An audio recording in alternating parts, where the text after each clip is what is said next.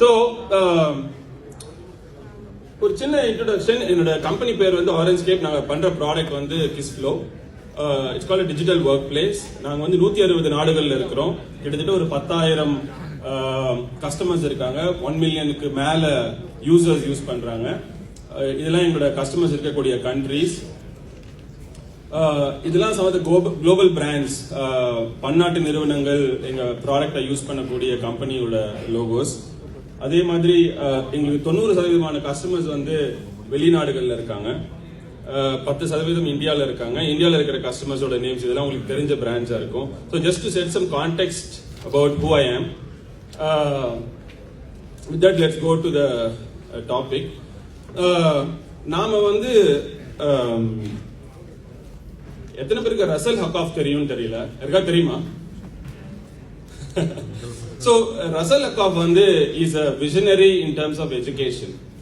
அவர் வந்து ஒரு famous slide அவர் என்ன சொல்லியிருக்காருன்னா, நம்ம ஃபியூச்சரை பார்க்கணும்னா நடந்து வந்த பாதையை பார்க்காம ஃபியூச்சரை பார்க்கவே முடியாது அப்படின்னு சொல்லியிருக்காரு. அதான் ரொம்ப ரொம்ப முக்கியமான விஷயம். அப்படின்னா என்னன்னா, நடந்து வந்த பாதை எப்படி பார்க்கறது அப்படின்னா, டேட்டாவில இருந்து இன்ஃபர்மேஷன்ல இருந்து நாலேஜ்ல இருந்து அண்டர்ஸ்டாண்டிங், அது வரைக்கும் பாஸ்ட்.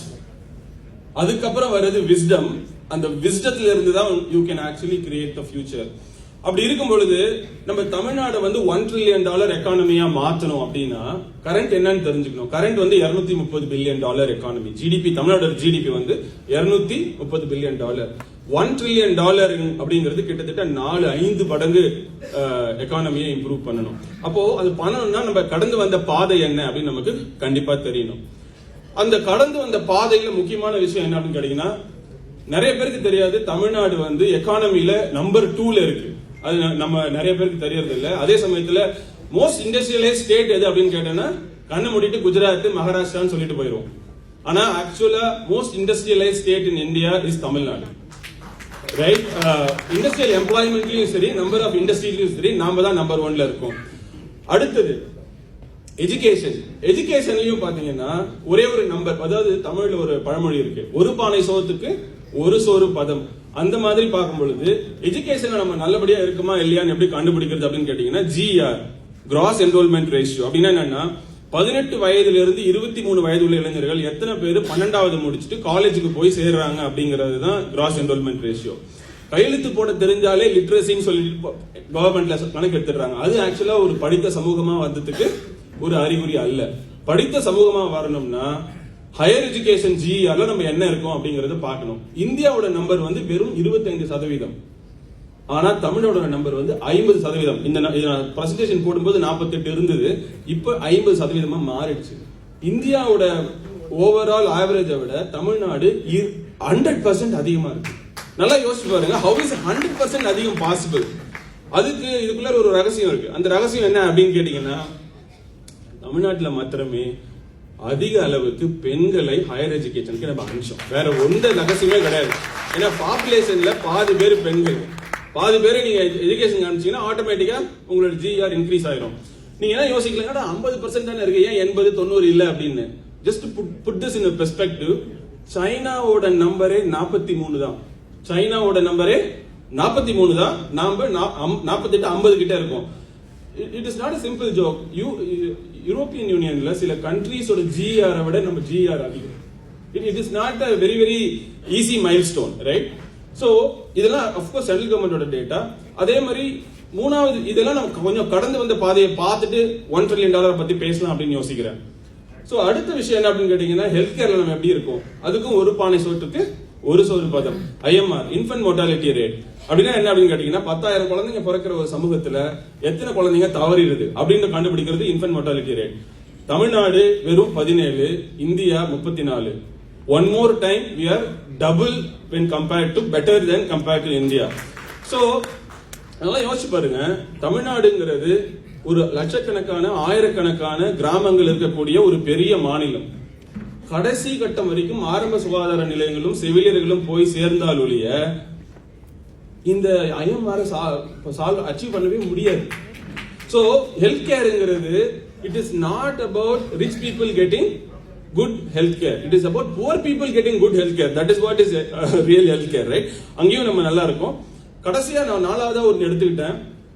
பணம் இருக்கிறதா ஓகே, ஆனா சந்தோஷமா இருக்கணும் மக்கள். பணம் இல்லாம மக்கள் சந்தோஷமா இல்லைன்னு, பணம் இருந்து மக்கள் சந்தோஷமா இல்லைன்னு வச்சுக்கோங்களேன், அந்த பணத்தினால எந்த பிரயோஜனமும் இல்லை. சுவர் இருந்தாதான் சித்திரம் வரைய முடியும்னு சொல்லுவோம். அந்த மாதிரி there is something called citizen happiness index. உலகத்திலே ஒரு 3 கண்ட்ரீஸ் தான் அது பண்றாங்க. ஒன்னு பூட்டான், இன்னொன்னு ஸ்வீடன், இன்னொன்னு சுவிட்சர்லாந்து. 3 கண்ட்ரில மாத்திரம் பண்றாங்க. ஆனா luckily there is an indirect way to find out. There's something called a proxy. மறைமுகமா மக்கள் சந்தோஷமா இருக்காங்களா இல்லையான்னு கண்டுபிடிக்க முடியும். அது எப்படி அப்படின்னு கேட்டீங்கன்னா, there is something called income inequality gap.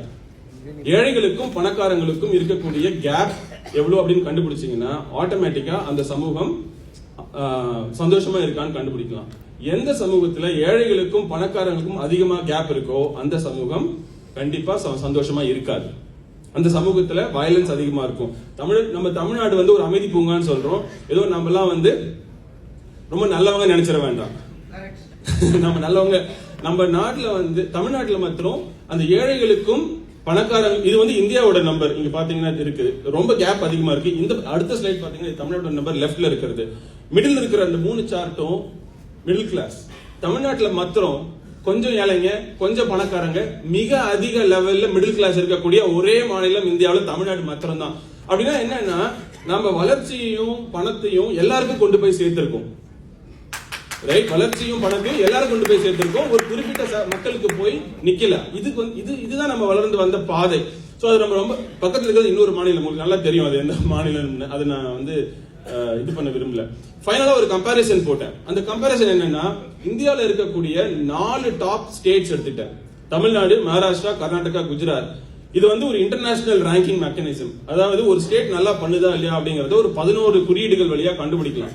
அந்த 11 குறியீடுகள்ல நீங்க பாத்தீங்கன்னா தெரியும், தமிழ்நாடு நிறைய விஷயத்துல கிரீன், 1 2 எல்லோ, 1 எல்லோ 2 ஆரஞ்சு, இது 4 கலர் இருக்கும். அதுல ரெட் எதுலயுமே இல்ல 4 பேருக்கு. அப்கோர்ஸ் நம்ம ஜெனரலான சோசியல் மீடியாலையும் நியூஸ்லயும் பார்க்கக்கூடிய நரேட்டிவ் என்ன அப்படின்னு கேட்டீங்கன்னா, குஜராத் இஸ் ஷைனிங் அப்படின்னு சொல்லிடுவாங்க. But actual data doesn't support that. The real thing is Tamil Nadu is actually shining when compared to any other state.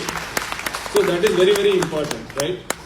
Now இதுக்கு என்ன ரீசன் அப்படின்னு கேட்டீங்கன்னா, there is 4 growth models in India.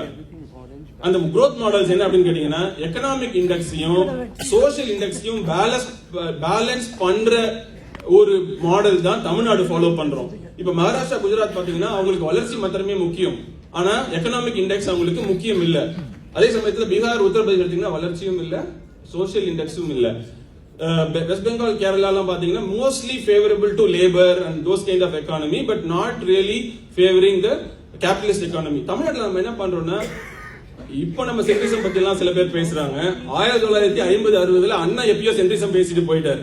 நாம எடுத்த கொள்கை என்ன அப்படின்னு கேட்டீங்கன்னா, centrism, which is balancing capitalism and socialism. For the last 60-70 years we have been doing that. This is not an easy milestone, right? So இதுல இருந்து எங்க போலாம் அப்படின்னு பாத்தீங்கன்னா, அதுக்கு முன்னாடி ஒரு சின்னதா சொல்ல நினைச்சேன். இந்த growth எப்படி நடந்தது? சுதந்திரம் அடைஞ்சு இந்தியா ஃபுல்லா சுதந்திரம் ஒரே சமயத்தில் நடக்குது. ஆனா தமிழ்நாடு மாத்திரம் தனித்து ஒரு மாநிலம் வேற ட்ரெஜெக்டரியில போய் நிக்குது இல்லையா? அந்த ட்ரெஜெக்டரி ஏன் வந்துச்சுன்னு பாத்தீங்கன்னா, ஒரு 4 மாஸ்டர் ஸ்ட்ரோக் நடக்குது. மாஸ்டர் ஸ்ட்ரோக்னா என்னன்னா, நம்ம ஒரு கல்ல ஒரு மாங்காய் அடிக்கிறதுன்னு கேள்விப்பட்டிருப்போம். ஒரே கல்லுல ஒரு லாரி மாங்காய் அடிச்சீங்கன்னா அதுதான் மாஸ்டர் ஸ்ட்ரோக், ரைட்? அந்த மாஸ்டர் ஸ்ட்ரோக் என்ன அப்படின்னு கேட்டீங்கன்னா, ஃபர்ஸ்ட் வந்து பிரைமரி எஜுகேஷன்ல என்ன பண்ணோம், ஒரே 10 வருஷத்துல வெறும் 6000 ஸ்கூல் இருந்த இடத்துல 27,000 ஸ்கூல் இது பண்ணோம். அப்கோர்ஸ் காமராஜன் சொல்றாங்க, அதுக்கு முன்னாடி பெரியார் இருந்திருக்காரு, அது நீங்க போய் வரலாறு படிச்சு பாருங்க. அடுத்தது வந்து ஹையர் எஜுகேஷன். ஹையர் எஜுகேஷன் என்ன அப்படின்னு கேட்டீங்கன்னா, 40 இன்ஜினியரிங் காலேஜ் இருந்த தமிழ்நாட்டுல, இது அடுத்த மாஸ்டர் ஸ்ட்ரோக். இந்த 40 இன்ஜினியரிங் காலேஜ் இருந்த தமிழ்நாட்டுல 550 இன்ஜினியரிங் காலேஜ் அகைன் ஒரு 10 to 15 இயர்ஸ் வர வச்சாங்க. அதுல என்ன ஆச்சு அப்படின்னு கேட்டீங்கன்னா, நம்ம நம்பர் மாத்திரம் எவ்வளவு நினைச்சிட்டு இருக்கோம், தமிழ்நாட்டுல மாத்திரம் 37 டாப் இன்ஜினியரிங் காலேஜ் தமிழ்நாட்டுல மாத்திரமே இருக்கு. ரீசெண்டா வந்த நிர்ஃப் ரிப்போர்ட்ல 182 காலேஜஸ் அவுட் ஆஃப் 860 இன்ஸ்டிடியூஷன்ஸ் தமிழ்நாட்டுல மாத்திரமே இருக்கு. So it is not just the numbers, we also have the quality in Tamil Nadu. Tamil Nadu is actually called the talent hub of South Asia. It is not a joke. Today, if you have to hire 500 engineers in computer science, you have to come to Coimbatore. There is no other place you can go. Right? So third master stroke வந்து நம்ம காமனா சொல்லக்கூடிய social justice, அதுக்குள்ள இருக்கிற economic principal என்ன அப்படின்னு கேட்டீங்கன்னா upward social mobility. நம்ம சமூக நீதி சோஷியல் ஜஸ்டிஸ் சொல்றதுனுடைய எக்கனாமிக் பிரின்சிபல் என்ன அப்படின்னு கேட்டீங்கன்னா அப்வர்ட் சோஷியல் மொபிலிட்டி. அப்படின்னா என்னன்னா அடித்தட்டு மக்களை நடுத்தட்டு மக்களா மாத்தக்கூடிய ஒரு யுக்தி. அந்த யுக்தியை நாம 55 வருஷம் 60 வருஷமா ரிசர்வேஷன் மூலியமாவும் சோஷியல் ஜஸ்டிஸ் மூலியமா பண்ணிட்டு இருக்கோம். அப்கோர்ஸ் இதை நான் சொல்ல மறந்துட்டேன், இதுக்கு பின்னாடி கலைஞர் எம்ஜிஆர் எல்லாம் இருந்திருக்காங்க. எப்படி காமராஜர் பெரியார் இருந்திருக்காங்களோ இதுக்கு முன்னாடி கலைஞர் எம்ஜிஆர் எல்லாம் இருந்திருக்காங்க. எல்லா பாலிட்டிஷியன்லயும் ஒரு பாசிட்டிவ் விஷயத்தை மட்டுமே நான் பேசலாம் அப்படின்னு நெகட்டிவ் விஷயத்தை தள்ளி வச்சுட்டு, ஓகேங்களா? அதே சமயத்துல அப்போர்ட் சோஷியல் மொபிலிட்டியும் இது அப்பல இருந்தே ஆரம்பிச்சிட்டோம். நம்ம 1925 இருந்தே ஆரம்பிச்சு. ஏன்னா பெண்களுக்கு முதல்ல ஓட்டுரிமை கொடுத்த முதல் மாநிலம் தமிழ்நாடு தான். அகைன் ரைட், அங்கில இருந்தே நம்ம ஆரம்பிச்சிட்டோம்.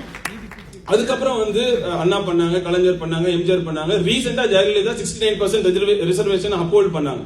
சோ கடைசி பொலிட்டிஷியன் வரைக்கும் கரெக்டா பண்ணிட்டு போயிருக்காங்க ஆக்சுவலா. ரைட், ஃபைனலா தமிழ்நாடு மாத்திரமே இங்கிலீஷையும் தமிழையும் இருமொழி கொள்கையை ஃபாலோ பண்ணோம். அப்ப என்ன ஆச்சு அப்படின்னு கேட்டீங்கன்னா தமிழ்நாட்டுல இங்கிலீஷ் பயங்கரமா பேச ஆரம்பிக்கிறோம்.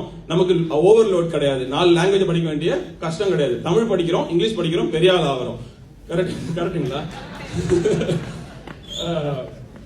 இந்த கிராண்ட் விஷன் இங்க இருந்து எங்க போலாம் அப்படின்னு பாத்தீங்கன்னா $1 trillion போகணும்னா கிட்டத்தட்ட 4 மடங்கு இன்க்ரீஸ் ஆகணும். ஏன் $1 trillion? இந்தியாவே $5 trillion தான் யோசிக்கிறாங்க. நாம $1 trillion யோசிச்சா மட்டும் தான் 20% ஆஃப் இந்தியன் எக்கானமி நம்ம கையில இருக்கும். எவன் கையில அந்த சீட் இருக்கோ அவன் தான் கண்ட்ரோல் பண்ண முடியும். Right, this is very important and we cannot do that by compromising citizen happiness or environment. தமிழ்நாட்டுல மட்டும் நமக்கு என்வாயர்மெண்ட் சுத்தி நிறைய போராட்டம் நடக்குது. ஏன்னா தமிழ்நாட்டில் இருக்கிற மக்களுக்கு எல்லாம் அறிவு அதிகமா வளர்ந்துருச்சு. நம்ம வந்து நம்மளுடைய பிளானட்டை விட்டு கொடுக்கவே மாட்டோம். நமக்கு எல்லாம் சோத்துக்கு வழி வந்துருச்சு. அப்பதான் நம்ம பிளானட்டை பத்தி யோசிக்க முடியும். பீகார்லயும் உத்தரப்பிரதேசம் சோத்துக்கே வழி கிடையாது. அவங்கள பிளானட்டை பத்தி யோசிக்கிறதுக்கு அவங்களுக்கு நேரம் கிடையாது ஆக்சுவலா. சோ அடுத்த மாஸ்டர் ஸ்ட்ரோக் என்ன? இந்த 4 மாஸ்டர் ஸ்ட்ரோக் பெரியவங்க எல்லாம் பண்ணிட்டு போயிட்டாங்க. நாமெல்லாம் சேர்ந்து என்ன பண்ண வேண்டிய மாஸ்டர் ஸ்ட்ரோக் என்ன அப்படின்னு கேட்டீங்கன்னா ஏற்கனவே சொன்ன மாதிரி ஒரு கல்லுல ஒரு லாரி மாங்காய் அடிக்கணும். அந்த மாங்காய் அந்த கல்லு அது எத்தனை மாங்காய் அடிக்கணும் அப்படின்னு பாத்தீங்கன்னா இந்த 3 ப்ராப்ளத்தை சால்வ் பண்ணணும். ஏன்னா நமக்கு பிரைமரி எஜுகேஷன் இருக்கு, ஹையர் எஜுகேஷன் இருக்கு. அந்த ஹையர் எஜுகேஷனை என்கேஜ் பண்ணக்கூடிய வேலை வாய்ப்புகள் நமக்கு இல்ல. So we need to solve that. We need to create the economic growth. Then one of the negative things that we always talk about Tamil Nadu is corruption. அந்த கரப்ஷனையும் kill பண்ணணும். ஒரு மேம்பட்ட சமூகத்தை உருவாக்கணும்னா அடுத்த மாஸ்டர் ஸ்ட்ரோக் வந்து is called mass entrepreneurship. அதாவது அதுக்காக தான் இந்த rice conference 100% relevant to this whole exercise, right? தமிழ்நாட்டை ஆண்டர்பிரினர்ஷிப் நோக்கி கொண்டு போறதுல நாம வந்து எடுக்கக்கூடிய ஒவ்வொரு முயற்சியும் மிக மிக இம்பார்ட்டன்டான முயற்சி. அந்த வேலையை கிரியேட் பண்றது கவர்மெண்ட் கிடையாது, இந்த ஆண்டர்பிரினர்ன்றது ஒரு ஜீனி. இவன் வந்து ஒரு அலாவுதீன் அற்புத விளக்கு மாதிரி. இந்த விளக்க பிடிச்சி தேய்ச்சிங்கன்னா ஜாப் கொட்டும். வேற எங்கேயுமே வேற வழியே கிடையாது. இது ஒரே ஒரு வழிதான் இருக்கு, வேற எந்த வழியுமே கிடையாது. சோ அதே சமயத்துல இன்னொரு புரிதல் இல்லாம இருக்கும். ஜாப்ஸ் கிரியேட் பண்றது ஃபோர்டோ இல்ல வந்து ரிலையன்ஸோ அம்பானியோ அதானியோ அமேசானோ மைக்ரோசாஃப்டோ அவங்கலாம் கிடையாது. கிரியேட் பண்றது நடுத்தர medium small and micro industries. இவங்க தான் ஜாப்ஸ் கிரியேட் பண்றாங்க. நமக்கு எல்லாம் முக்கியமானது அவங்கள நம்ம விட்டுட்டு அதை விட்டு பெரிய கம்பெனிஸ் நோக்கி போயிட்டு இருக்காங்க. அவங்க ஒரு 5000 10,000 ஜாப் கிரியேட் பண்ணுவாங்க. நமக்கு தேவையானது கோடிக்கணக்கான ஜாப். தமிழ்நாட்டில் இருக்கிறது 8 கோடி மக்கள். 8 கோடி மக்களுக்கு 2 கோடி ஜாப் தேவைப்படுது. 2 கோடி ஜாப் யாராலுமே கிரியேட் பண்ண முடியாது. You can only create by MSMEs. You cannot create by big companies. It cannot be created by big companies. We need to really keep in mind. So அதுல philosophy என்னன்னு கேட்டீங்கன்னா there is something called a missing middle in India. What is that? On the top we have big companies like Reliance, like Ambani, Adani, அவங்கலாம் பண்ணிருக்காங்க. At the bottom we have self-employed, which is கரிகா விக்கிறவங்க, இஸ்திரி போடுறவங்க, வண்டி தள்ளுறவங்க, இவங்க எல்லாம் இருக்காங்க. இதுக்கு நடுவுல ஒரு பெரிய கேப் இருக்கு. அந்த கேப் என்னன்னா நாமெல்லாம் வேலை தேடி போயிட்டு இருக்கோம். அதான் பிரச்சனை. இந்த நடுவுல இருக்கிற கேப்பை நம்ம சால்வ் பண்ணணும். which is the companies that can create 5 to 20 jobs. That is the company. Those are the companies that we should be creating, and those are the companies that the government should show attention to create. That is very important, right? ஃபைனலா ஒரு 2-3 slide தான் முடிச்சுக்கிறேன். Father என்ன பிடிக்கிறதுக்கு முன்னாடி என்ன ஒரு ப்ராப்ளம்னா இந்த ஆண்டர்பிரினர்ஷிப்ங்கிறது ரொம்ப காம்ப்ளெக்ஸா இருக்கு. அது பிசினஸோட கன்ஃபியூஸ் பண்ணிக்கிறோம். பிசினஸும் ஆண்டர்பிரினர்ஷிப்பும் வேற ரைட். ஆண்டர்பிரினர்ஷிப் அப்படிங்கிறது என்ன அப்படின்னு கேட்டீங்கன்னா it's about finding a problem that many people have. Second, finding a unique solution. அதாவது யாருமே அந்த ப்ராப்ளத்துக்கு கொடுக்காத ஒரு சொல்யூஷனை யூனிக்கா கண்டுபிடிக்கிறது. அதுக்கப்புறம் அந்த சொல்யூஷன் அந்த யாருக்கு தேவையோ உங்கள்ட்ட கொடுத்து அவங்கள்ட்ட இருந்து காசு வாங்கிட்டீங்கன்னா entrepreneurship loop is complete. This is just a 3-step formula. Find a problem that many people have, find a unique solution, then trade that solution for money. You actually have cracked entrepreneurship. An entrepreneur is not a money maker. Most of the time we think entrepreneurs are chasing money. Entrepreneurship are problem solvers, they are nation builders, finally they are money makers. ஏன் nation filters அப்படின்னு சொல்றேன்னா, ஆர்மியில போய் சேர்ந்து நம்ம எல்லையை காத்தாதான் nation building கிடையாது. ஆர்மியில போய் எல்லையை காக்கிறத விட 100 மடங்கு அதிகமான நேஷன் பில்டிங் கான்ட்ரிபியூஷன் ஆண்டர்பிரினர்ஸால பண்ண முடியும். சோ ஆண்டர்பிரினர்ஸ் தான் உண்மையான நேஷன் பில்டர். ஆர்மியில சேர்க்கிறவங்க ரொம்ப அவங்கள நான் சல்யூட் பண்றேன். ஆனா அதை விட முக்கியமான விஷயம் இந்த ஆண்டர்பிரினர்ஷிப் ரொம்ப ரொம்ப முக்கியம். ரொம்ப முக்கியமான விஷயம் என்னன்னா, நம்ம இன்வென்ஷன் இனோவேஷன் அடிக்கடி குழப்பிக்குவோம். இன்வென்ஷன்னா கிரியேட்டிங் சம்திங் நியூ, இனோவேஷன்னா என்னன்னா creating something new that sells. If you can't sell it, if it is only in the lab, that is just an invention. If it is out of the lab and it's in the hands of the people, then it is an innovation. That's an important for the students who are there, right? Finally, இந்த ideas எங்க இருந்து வரும் அப்படின்னு கேட்டீங்கன்னா, frustration, anger and irritation. இந்த மூணு இடம் உங்களை சுத்தி frustration எங்க இருக்கோ, irritation எங்க இருக்கோ, anger இருக்கோ, அந்த இதுக்குள்ளார ஒரு ஐடியா ஒளிஞ்சிருக்கு. அந்த ஐடியா, அந்த ப்ராப்ளத்தை நீங்க சால்வ் பண்ணீங்கன்னா ஆட்டோமேட்டிக்கா உங்களுக்கு ஒரு பிசினஸ் கிடைக்கும். ரொம்ப ரொம்ப சிம்பிளான, எப்பெல்லாம் frustration பண்றீங்களோ take a step back and think there is a problem to solve. Finally, entrepreneurன்றவன் he knows an art of what is called as connecting the dots. What is that? First he has some knowledge. Through experience, people can only draw a diagram like this. But an entrepreneur is a creative person. He can draw a picture which is there in the same dots, which only an entrepreneur can see. அதே picture, அதே dot, experience திருப்பி அந்த கோடை போட்டு விட்டுருவாங்க. ஆனா entrepreneur மட்டும் அதுக்குள்ள இருக்கிற பூனைக்குட்டியை கண்டுபிடிக்க முடியும். உங்க பூனைக்குட்டியை நீங்க கண்டுபிடிக்கிறீங்களா பாருங்க, ரைட்? சோ ஃபைனலா ஒரே ஒரு ரியல் எக்ஸாம்பிள் எடுத்து சொல்லிடலாம், இப்ப முடிக்கலாம் பாக்குறேன். ஒரு நான் சொன்னேன் இல்லையா, ப்ராப்ளம், இன்வென்ஷன், இனோவேஷன், அதுக்கு இதான் எக்ஸாம்பிள். ப்ராப்ளம் என்னன்னா ஸ்கின் இரிட்டேஷன், பிம்பிள்ஸ் இதெல்லாம் வருது. அதுக்கு சொல்யூஷன் என்ன, நம்ம முன்னோர்கள் எப்படியோ கண்டுபிடிச்சு போயிட்டாங்க. என்னது? மஞ்சள் போட்டா சரியாயிரும். ஆனா ஒருத்தன் யோசிக்கிறான், என்ன யோசிக்கிறான்னா, மஞ்சள் அப்படியே போட முடியாது, அம்மியை போய் பிடிக்கணும், தேய்க்கணும், கொல்லணும், இப்படிப்பட்ட வேலை இருக்கு. அதை பேக்கேஜ் பண்ணி விற்க முடியுமான்னு பாக்குறான். அதான் விக்கோ டர்மரிக். இன்னைக்கு அமேசான் இன்னைக்கு காலையில போய் பார்த்தேன், $14. ஒரு மஞ்சள் விலை எவ்வளவு நமக்கு தெரியும், 50 பைசா. வீட்டுல உட்கார்ந்து இழைச்சிங்கன்னா 50 பைசா. $14 is 1000 rupees. 50 பைசா உள்ள ஒரு மஞ்சள 1000 rupees வேல்யூ உள்ள ஒரு பொருளா கன்வெர்ட் பண்ணக்கூடிய யுக்தி தான் இனோவேஷன். அது அந்த டிரான்ஸ்ஃபர்மேஷனை பண்ணி அதுக்கு ஒரு ஹீரோயின படத்தை போட்டு விற்க முடிஞ்சிச்சுன்னா that is basically innovation. And if you can do that, that is brand building and that is marketing and that is innovation. That is entrepreneurship in nutshell, right? Finally, we always think entrepreneurship activities exist only in technology, IT, AI, software. நான் வந்து சாஃப்ட்வேர்ல இருந்து வந்திருக்கேன். ஆனா I feel there is a million opportunities outside of software which you are not aware of. That's why I've taken only one example. I'm going to finish my presentation. Jockey and Hanes. These are two big brands which makes undergarments in the world. உலகத்திலேயே அதிக அளவுல உள்ளாடைகள் தயாரிக்கக்கூடிய ரெண்டே நிறுவனங்கள். மொத்த value $7 billion, 49,000 கோடி. பெரும்பாலான விஷயங்கள் தமிழ்நாட்டில இருந்து, திருப்பூர்ல இருந்து, கோயம்புத்தூர்ல இருந்து உலகத்துக்கு ஃபுல்லா போகுது. ஆனா இந்த பிராண்டை ஏன் நம்ம இன்னைக்கு தமிழ்நாட்டில் கிரியேட் பண்ணல? ஏன்னா நம்ம வந்து அவுட் சோர்ஸ் பண்ணி அவங்க கீழே அடிமையாக வாழ்ந்துட்டு இருக்கோம். We need to build those brands. These brands have to belong to us, not just outsourcing and delivering this output to them. That is not what we should be doing. So this is the example of opportunities that exist for us. We have the talent, we have the infrastructure, but we do not know how to package it and create the brand. If you create the brand, that 1 trillion opportunity is easily possible in Tamil Nadu. And the last thing is, people always say பணம் இல்ல sir, entrepreneurshipனா நிறைய பணம் தேவைப்படும். அது கிடையவே கிடையாது. See the trend. India's funding opportunity is very very high. We have gone to $5 billion funding opportunity. எக்கச்சக்கமா பணம் இருக்கு. சரியான entrepreneurம் சரியான ஐடியாவோட இல்ல. எனக்கு நல்லாவே தெரியும். I am connected to the top VCs and top private equities and angel investors in the country. You take the top 100 people, I know all of them. And I can tell you for sure, they are searching for they're having a lot of money in their hands, but they are searching for that entrepreneur who has the great idea that can scale, and they're not able to find it. That is the real truth. There is tons and tons of money, but there is lack of entrepreneurs. So there is a huge supply-demand gap here, and we can leverage that. And Tamil Nadu should take that next master stroke and leverage that option, right? And this is the final side. Now, கடந்து வந்த பாதை higher எஜுகேஷனுக்கு ஒரு master stroke பண்ணோம், primary education பண்ணோம், 2 master stroke பண்ணிருக்கோம். Social ஜஸ்டிஸும் இருமொழி கொள்கையும் அதை மறக்க கூடாது. அதை மறக்காம இனோவேஷன் ட்ரிவன் ஆண்டர்பிரினர்ஷிப் பண்ணணும். ஃபைனலா நான் சொல்றேன், இனோவேஷன் ட்ரிவன் ஆண்டர்பிரினர்ஷிப் என்னன்னா, நீங்க ஒரு இட்லி கடை வச்சிருக்கீங்க, நானும் ஒரு இட்லி கடை வச்சிருக்கேன்னா அதுக்கு பேரு பிசினஸ். நீங்க ஒரு இட்லி கடை வச்சிருக்கீங்க, நான் அதே ஒரு கரண்டி மாவு எடுத்து புதுசா ஒரு ஐடியா கண்டுபிடிக்கிறேன், மினி இட்லி. இது வரைக்கும் யாருமே கண்டுபிடிக்கல.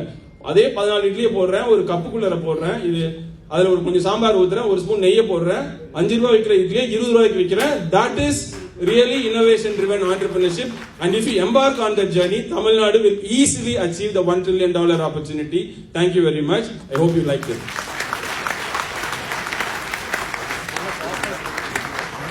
Thank you very much, Suresh. Of course, he is one of ours. He is an esteemed RISE member. ஆனா அவர் எல்லாத்தையும் மன்னிப்பு, நான் எந்த அளவுக்கு இந்த டைமை பற்றி ப்ரெஷர் போடுறேன்னா, ஃபைனல் ஸ்லைடுன்னு 10 ஸ்லைடு அவர் சொல்லிட்டாங்க.